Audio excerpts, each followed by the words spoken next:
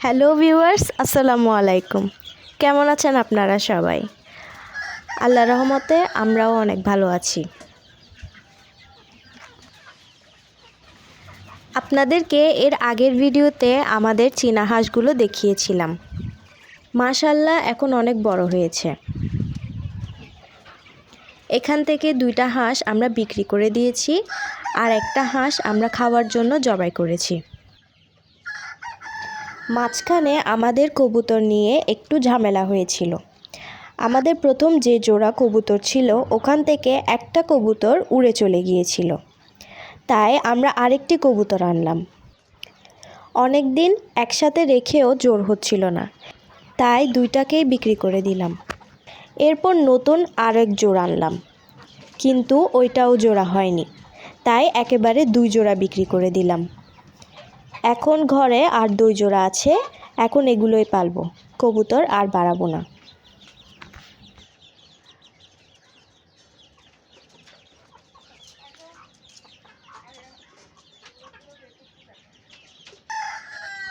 ভিডিওটি ছিল সকালের। আম্মু হাঁস, মুরগি, কবুতর সবাইকে খাবার দিতে এসেছিল। সবার খাবার রেডি করে আম্মু এক এক করে সবাইকে ছাড়ছিল। এই দিন আম্মু আগের রাতের বেঁচে যাওয়া ভাতের সাথে কুড়া, ভুসি আর হালকা কুসুম গরম পানি মিক্স করে তারপর সবাইকে দিয়েছিল।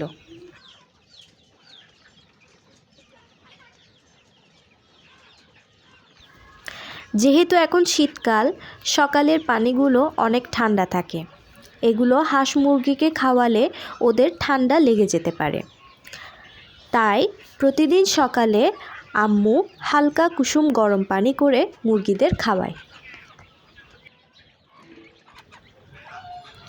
মাশাআল্লাহ, হাঁসগুলোর ওজন 2 কেজির কাছাকাছি। আর একটু বড় হলে আমরা কিছু খাবো আর কিছু বিক্রি করে দিব। এখানের মুরগিগুলোকে আমরা বিক্রি করে দিয়েছি, আর এই মুরগিগুলোকে আমরা প্যারেন্টস করার জন্য রেখে দিয়েছি।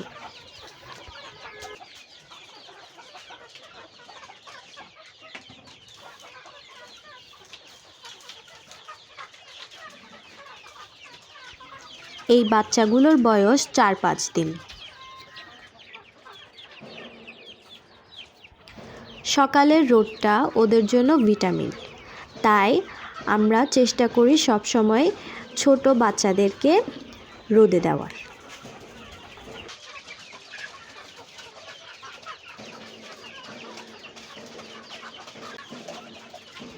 দেখেন কত সুন্দর করে ঘুমাচ্ছে। সবাই প্লিজ মাশাআল্লাহ বলবেন।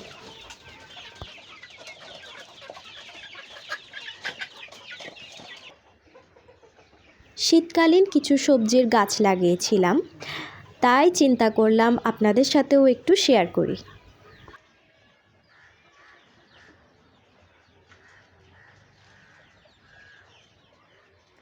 এবারে আমরা লাউ, শিম আর বরবটির গাছ লাগিয়েছি।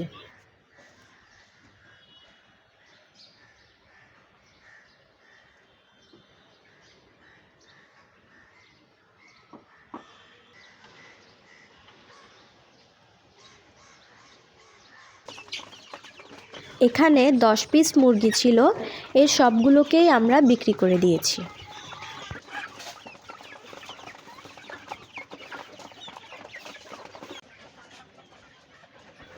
তাহলে আজকে এতটুকুই।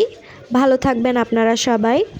আমার ভিডিওটি ভালো লাগলে অবশ্যই লাইক, কমেন্ট এবং শেয়ার করবেন, আর আমার চ্যানেলটিকে অবশ্যই সাবস্ক্রাইব করবেন।